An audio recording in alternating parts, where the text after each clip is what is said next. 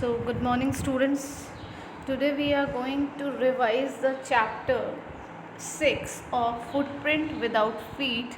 The name of the chapter is The Making of a Scientist. Actually, before revising it, let me introduce about the lesson. It is written by Robert W. Peterson. Okay और इसमें जो writer ने बताया है एक character है Richard ई bright, जो कि ये पूरी स्टोरी उनके बारे में है और वो एक ऐसे टाउन में ग्रो करते हैं जो कि पेनिसिल्वेनिया है यूएसए में, और there he did not have anything to do much, and he don't have the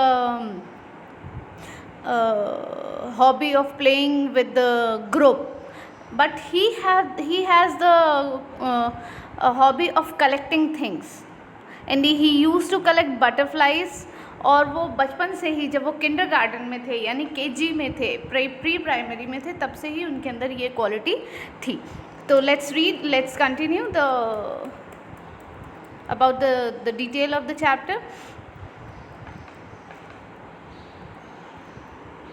At the age of 22, a former scout of the year excited the scientific world with a new theory on how cells work. Richard H. E. Bright and his college roommate explained the theory in an article in the Proceeding of the National Academy of Science.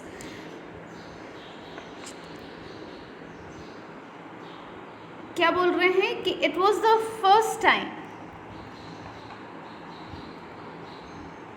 first time this important scientific journal had ever published the work of college students in sports that would be like making the big leagues at the age of 15 and hitting a home run your first time at bat. For Richard E. Bright, it was the first in a long string of achievements in science and other fields, and it all started with butterflies. क्या बोल रहे हैं कि Richard ई bright जो थे, along with his roommate, surprised the world at the young age of 22. वो 22 की as में ही उन्होंने पूरी दुनिया के बारे में जान लिया था. When they explained the theory on how cells work in a paper published in the Proceeding of the National Academy Science, कैसे उनको पता चल गया था सब कुछ? जब वो 22 साल के थे, उन्होंने कॉलेज में एक नेशनल एकेडमी ऑफ साइंस में एक थ्योरी को एक्सप्लेन किया था कि सेल्स कैसे वर्क करते हैं, और वो पेपर में पब्लिश हुआ था. And this valuable magazine had publish the work of college student for the first time. और ये क्या हुआ था? पहली बार अभी तक के पूरे टाइम में, जब वो व्हेन ही वाज स्टूडेंट, तब से लेके कॉलेज के टाइम में पहली बार किसी स्टूडेंट के किसी काम को मैगजीन में पब्लिश किया गया था. For Richard it was one of the many achievements, और ये बहुत सारे अचीवमेंट्स में से ये उनका बहुत बड़ा अचीवमेंट था. An only child, E. Bright grew up north of Reading, Pennsylvania. There was not much I could do there. क्या बोल रहे हैं कि क्योंकि मैं पेंसिल्वेनिया में था और वहाँ पे मुझे कुछ भी ज़्यादा करने का नहीं था, तो वो अपने पेरेंट्स के सिंगल चाइल्ड थे और उनकी आदत नहीं थी कि वो ज़्यादा बच्चों के साथ खेलें. He was not habitual of the friends, he don't have any friends. Football, baseball कुछ भी खेलने की उनकी आदत नहीं थी, तो उन्होंने बटरफ्लाइज कलेक्ट करना स्टार्ट कर दिया था और वो उनकी हॉबी बन गई थी. और he also use to keep on starting the stars. फिर क्या बोल रहे हैं कि I certainly could not play football or baseball with a team of one, but there was one thing I could do, collect things. जैसा मैंने बताया कि उनको एक ही आदत थी चीज़ों को कलेक्ट करने की। और उन्होंने स्टार्ट किया क्या करना, बटरफ्लाई कलेक्ट करना और उनके फॉसिल्स कलेक्ट करना। From the first, he had a driving curiosity along with a bright mind. He also had a mother who encouraged his interest in learning. She took him on trips, bought him telescopes, microscopes, cameras, mounting materials and other equipments and helped him in many other ways. शुरू से ही उनके अंदर एक किसी भी चीज़ को जानने की बड़ी क्यूरियोसिटी थी। उनके माइंड में हमेशा चलता रहता था, कुछ भी देखते थे तो उनके माइंड में चलता रहता था कि ये कैसे होता है। और उनकी इस क्यूरियोसिटी को बनाए रखने के लिए और क्यों कैसे के आंसर को ढूंढने में जो सपोर्ट करती थी, वो उनकी बहुत बड़ी सपोर्टर थी उनकी मदर। उन्होंने उनको इस तरह से हेल्प किया था कि वो उनको ट्रिप पे ले जाती थी, उनके लिए बहुत सारी चीज़ें खरीदी, जैसे telescope, microscope, cameras, mounting materials, यानी माउंटिंग अगर वो कहीं पहाड़ों पे जा रहे हैं तो उनके लिए क्या मटेरियल्स, और बहुत सारे इक्विपमेंट्स जो उनको बहुत मदद करते। और वो उनको बहुत मॉरल सपोर्ट भी करती थी। I was his only companion until he started school, his mother said. After that, I would bring home friends for him, but at night we just did things together. Richie was my whole life after his father died when Richie was in 3rd grade. क्या बोल रही हैं अब इनकी mother, क्या बोलती हैं कि मैं उसको इसलिए हेल्प करती थी क्योंकि मेरी लाइफ में वो वही सब कुछ था और मैं ही उसकी कंपेनियन थी। कंपेनियन यानी उसकी साथी, उसकी फ्रेंड, सब कुछ, जब तक उसका स्कूल स्टार्ट नहीं हुआ।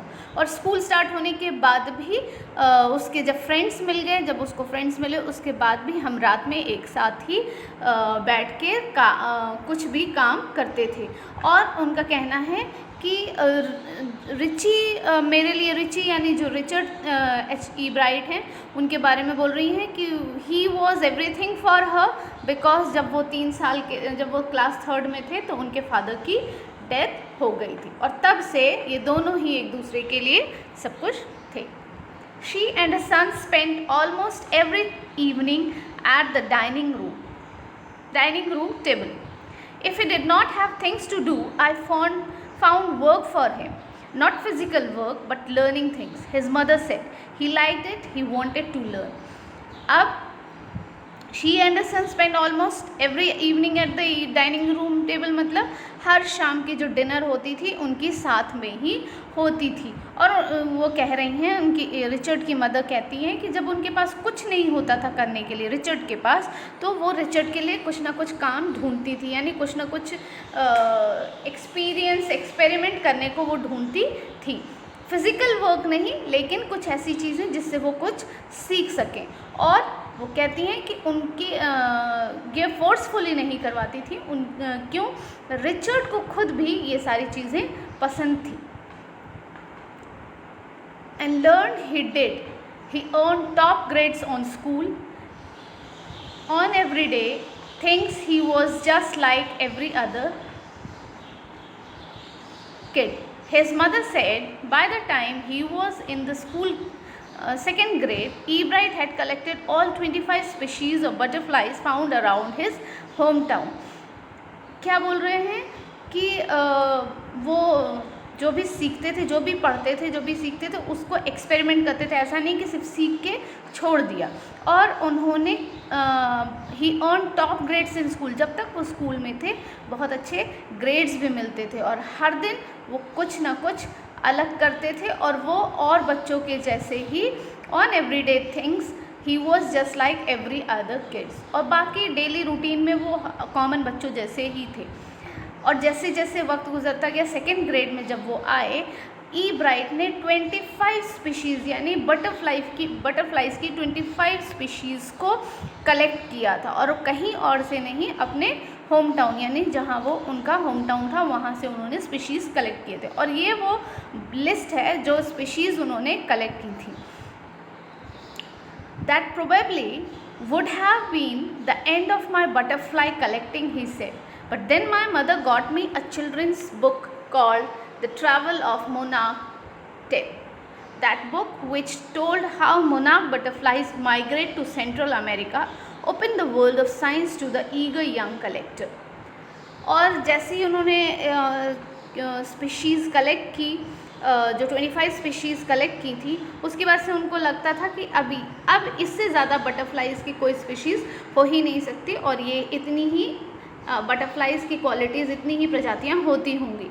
लेकिन तभी उनकी माँ ने उनको एक बुक दिया जिसका नाम था द ट्रैवल ऑफ मोनार्क 10, और उस बुक में ये बताया हुआ था कि कैसे बटरफ्लाइज माइग्रेट करती हैं central America.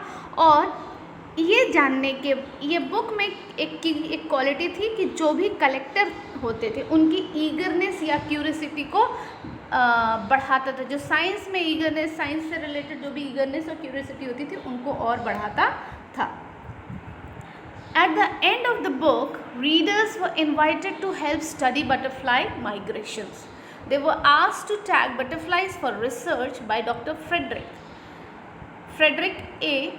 Urquhart of the University of Toronto, Canada.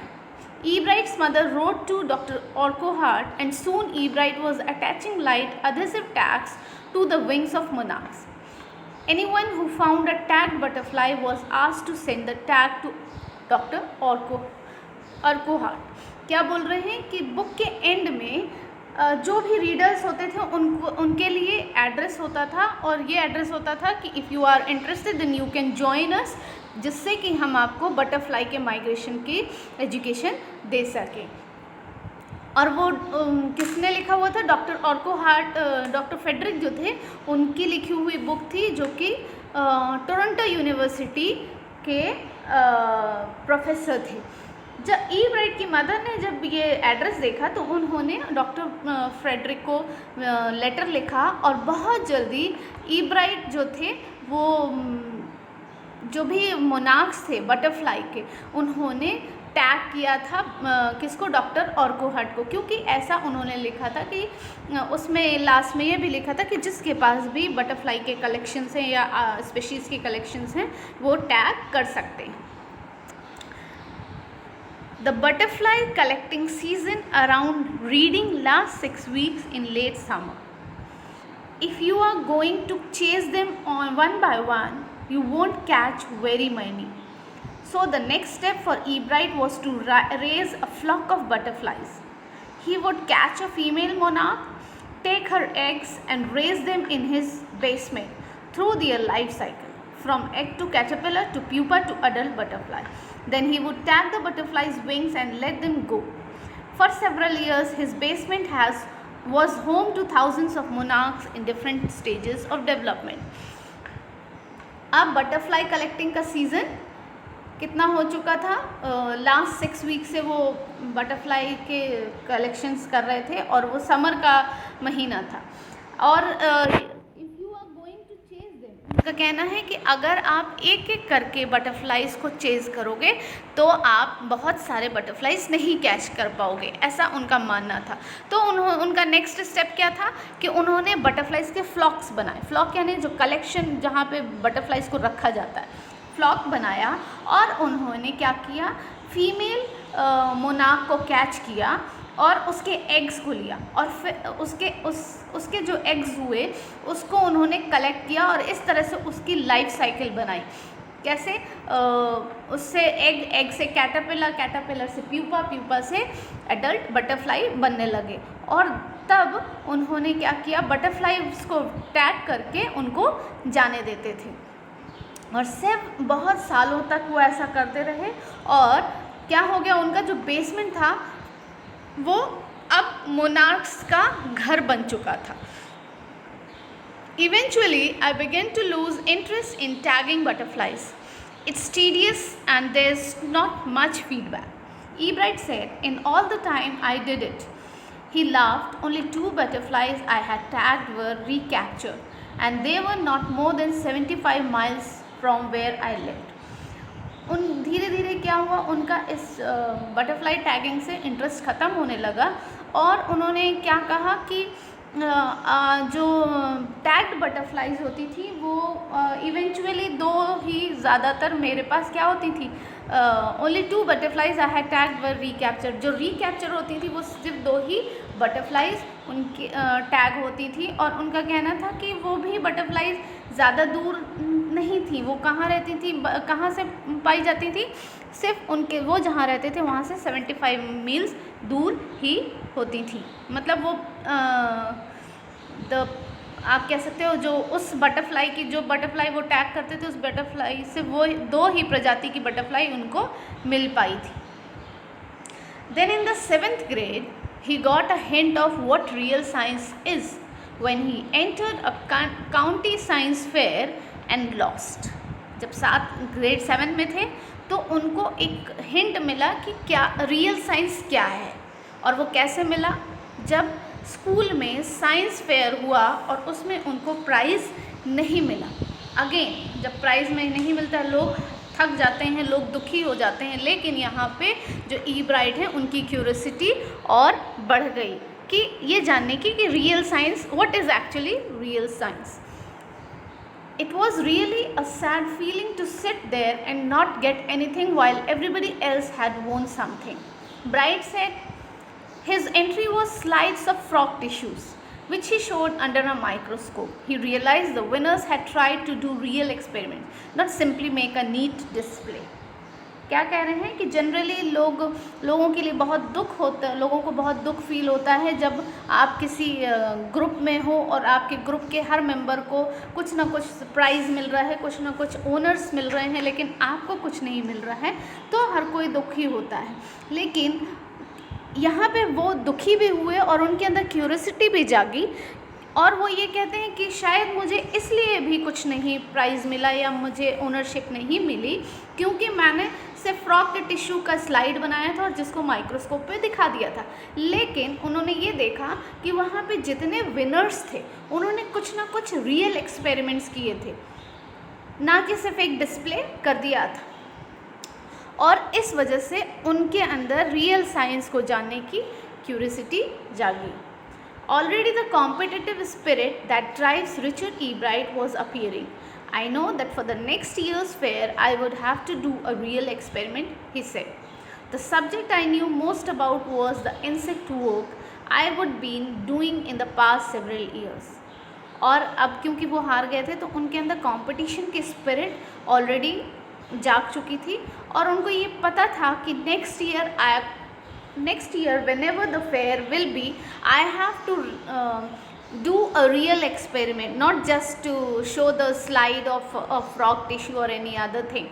और वो कहते हैं कि अब वो क्या मेन मुद्दा क्या था कि मुझे किस टॉपिक पे रियल एक्सपेरिमेंट करना है। देन ही रियलाइज कि उनको इंसेक्ट्स के बारे में बहुत ज़्यादा नॉलेज है, क्योंकि वो ये काम सेवरल ईयर्स से यानी बहुत सालों से कर रहे थे। कौन सा काम था? Collection of butterflies.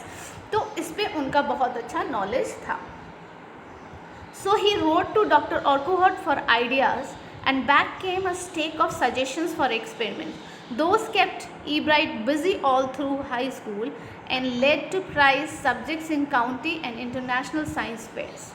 अब जब उनको ये रियलाइज़ हुआ तो उनको डॉक्टर फ्रेडरिक याद आए, तो उन्होंने उनको लेटर लिखा कि उनको सजेस्ट करें, और डॉक्टर फ्रेडरिक ने उनको एक्सपेरिमेंट्स के लिए सजेशंस भी दिए। देन और जब उनको ये सजेशंस मिले तो ई ब्राइट वॉज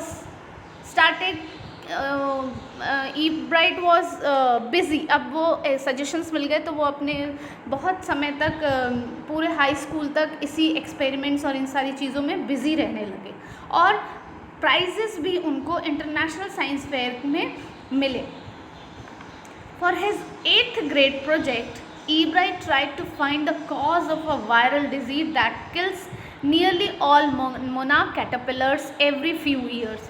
अब क्योंकि उनको इंसेक्ट्स के बारे में बहुत नॉलेज था, तो जैसे ही वो क्लास 8th में पहुँचे तो उनके अंदर क्यूरियोसिटी ये जागी ये जानने की कि जो मोनार्क होते हैं उनकी डेथ कैसे हो जाती है, कौन सा ऐसा वायरल डिजीज़ होता है जो कि मोनार्क कैटरपिलर्स को हर साल कुछ ही सालों में मार देता है। E. Bright thought the disease might be carried by a beetle. He tried raising caterpillars in the presence of beetles. I did not get any real result, he said, but I went ahead and showed that I had tried the experiment. This time I won. अब क्या हुआ, अब ये curiosity को अपने ये question जो उनके अंदर मन में था कि आखिर कौन से ऐसे वायरस होते हैं, ऐसा कौन सा वायरल डिजीज़ है जो कि मोनार्क को मार देता है, कैटरपिलर। तो उन्होंने एक एक्सपेरिमेंट किया। उन्होंने सोचा कि शायद कोई कीड़े मकोड़े होंगे, बीटल्स यानी जो रात में छोटे छोटे कीड़े उड़ते हैं, हो सकता है उनके काटने से ऐसा होता होगा। और इसको कंफर्म करने के लिए उन्होंने मोनार्क को बीटल्स के साथ रखा, लेकिन क्या हुआ, वो बोलते हैं कि उससे कुछ अच्छा रिज़ल्ट नहीं मिला, पॉजिटिव रिज़ल्ट नहीं मिला। मतलब उनको ये समझ में आया कि नहीं, मोनार्क के डेथ के पीछे बीटल्स का कोई इन्वॉल्वमेंट नहीं होता है। और ये फिर उन्होंने इस एक्सपेरिमेंट्स पे काम करना शुरू कर दिया और इस बार उनको क्या मिली, दिस टाइम आई वोन, इस बार वो जीत गए। द नेक्स्ट ईयर जीत गए इन द सेंस उनको प्राइज़ नहीं मिल गया, मतलब जो उनकी क्यूरियोसिटी थी, जो क्वेश्चन था, उसका उनको प्रॉपर आंसर मिल गया। The next year his science fair project was testing the theory that viceroy butterflies copy monarch. The theory was that viceroys look like monarch because monarchs don't taste good to birds. Viceroys, on the other hand, do taste good to birds. So the more they look like monarch, the less likely they are to become a bird's dinner. जो next year जो science fair हुआ उसमें उन्होंने क्या theory test की कि viceroy butterflies किसकी copy होती हैं, मोनार्क की। मतलब मोनार्क जैसी कुछ बटरफ्लाइज होती हैं, वाइसरॉय बटरफ्लाई होती हैं।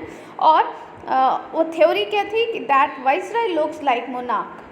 क्यों मोनार्क जैसी दिखती हैं? Because monarch don't taste good to birds. जो मोनार्क होती हैं उनका टेस्ट, जो बर्ड्स जो कीड़े खाते हैं यानी जो बटरफ्लाइज जो मोनार्क को खाती हैं, उनमें मोनार्क जो होते हैं उनका टेस्ट बर्ड्स को अच्छा नहीं लगता है। Viceroys on the other hand do taste good to birds. वहीं वाइसरॉयज जो होती हैं, जो मोनार्क जैसी दिखती हैं, वो बर्ड्स के लिए बड़ी टेस्टी होती हैं, टेस्टी फूड होती हैं। So the more they look like monarch, the less likely they are to become a bird's dinner.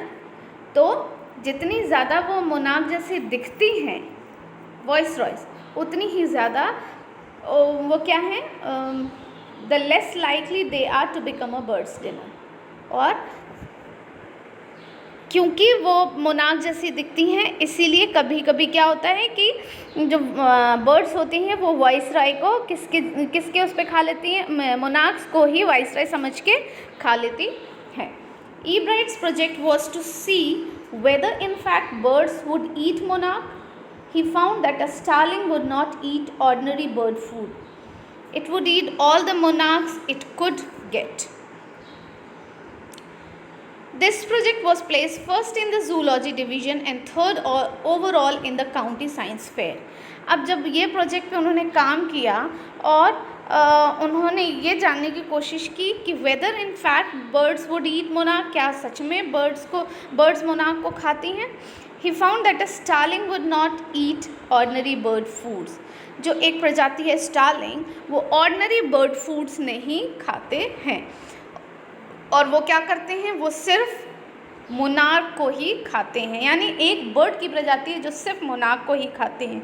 और इस प्रोजेक्ट में पूरे जो जूलॉजी डिवीज़न था उसमें उसको फर्स्ट प्राइज़ मिला था और overall science county science fair में थर्ड रैंक आई थी इस प्रोजेक्ट की। कौन सी प्रोजेक्ट? जो ईब्राइट की प्रोजेक्ट थी कि what actually monarch and what is the difference between monarch and viceroy, और क्यों जो मोनार्क हैं उनकी डेथ हो जाती है। In his second year in high school, Richard Ebright began the research that led to his discovery of an unknown insect hormone. Indirectly, it also led to his new theory on the life of cells. जब वो second year में थे अपने high school के, तो उन्होंने क्या research start किया था? To discovery of an unknown insect hormone. एक ऐसा इंसेक्ट हार्मोन जो कि पता ही नहीं है कि वो कौन से इंसेक्ट का हार्मोन है। Indirectly it also led to his new theory on the life of self. और ये सेल्स की लाइफ की नई थ्योरी के बारे में वो रिसर्च कर रहे थे। The question he tried to answer was simple, what is the purpose of the 12 tiny gold spots on a monarch pupa.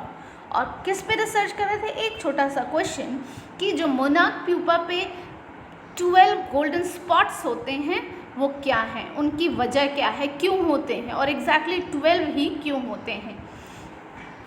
Everyone assumed the spots were just ornamental, Ebright said, but Dr. Urquhart did not believe it.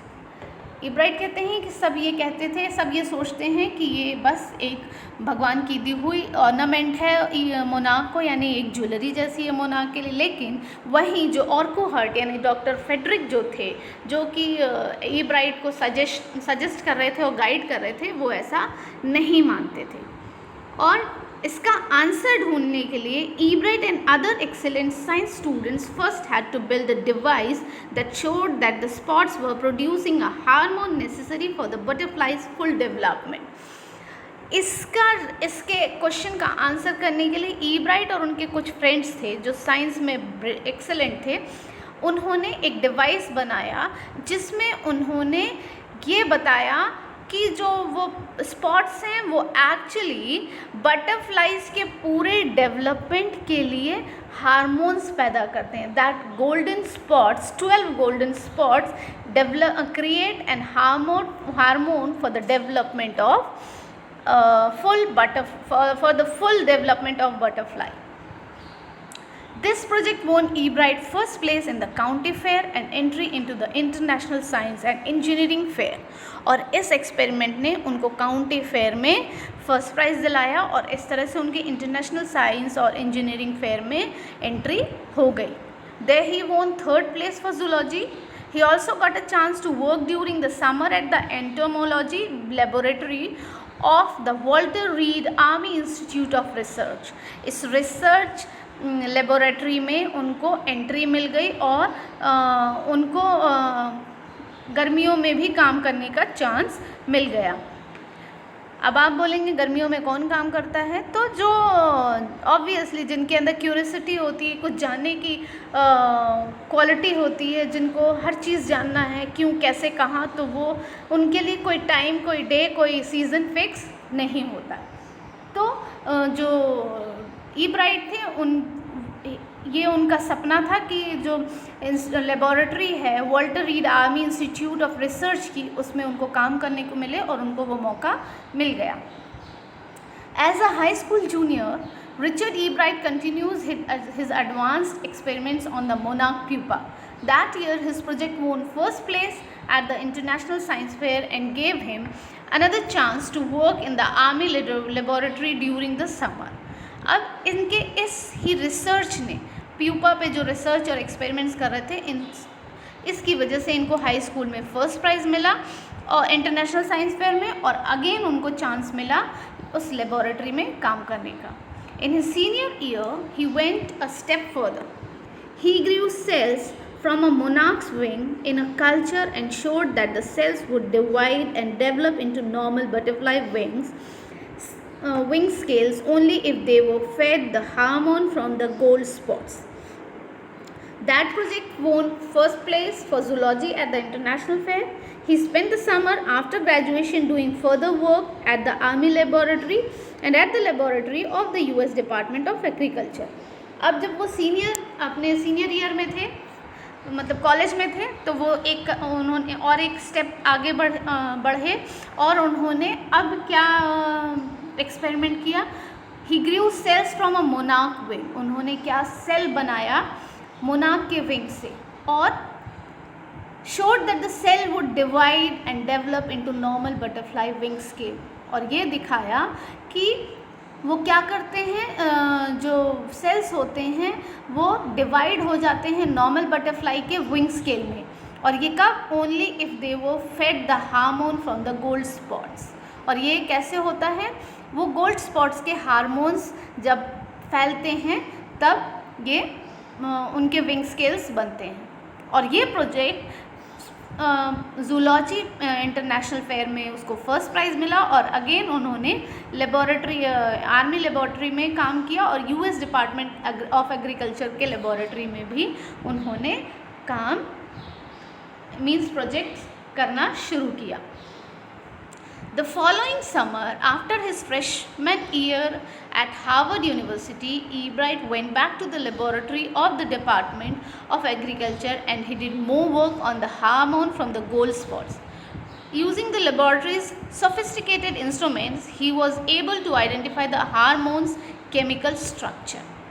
और जिस साल उनको जिस साल summer में इन्होंने US department of agriculture के laboratory में काम किया था, उसी साल उन्होंने हार्वर्ड यूनिवर्सिटी में के जो लेबोरेटरी थी उसमें उन्होंने क्या किया, उसी गोल्ड स्पॉट पे ही फिर से रिसर्च किया, और उन्होंने क्या आइडेंटिफाई किया कि जो गोल्ड स्पॉट्स होते हैं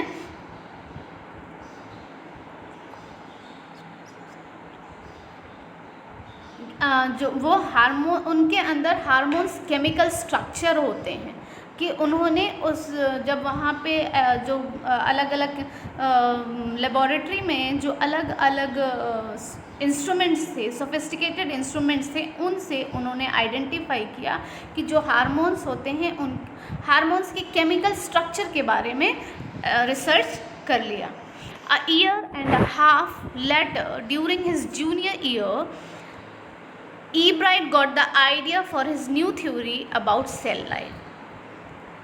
1.5 साल बाद मीन्स पहले जब वो जूनियर ईयर में थे, ईब्राइट को एक आइडिया आया था किसके बारे में, सेल की लाइफ के बारे में।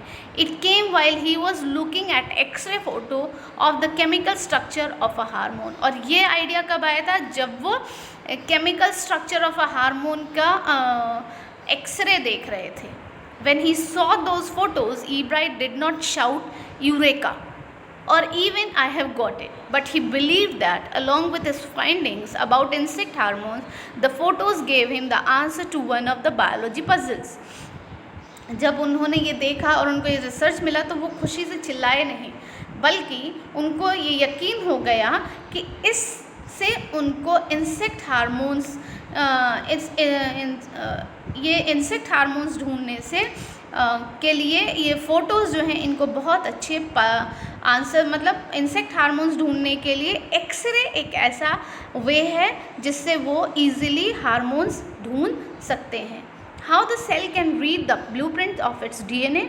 DNA is the substance in the nucleus of a cell that control heredity. It determines the form and functions of the cell. Thus, DNA is the blueprint for life. और इस research से उनको क्या समझ में आया कि जो DNA होता है वो लाइफ का ब्लूप्रिंट होता है। ब्लूप्रिंट यानी बेस। अगर बेस नहीं है तो कुछ भी नहीं बन सकता। तो जो ज़िंदगी होती है उसका बेस किसको माना जाता है, DNA को माना जाता है। So this is enough. Next हम अगली क्लास में कंटिन्यू करेंगे।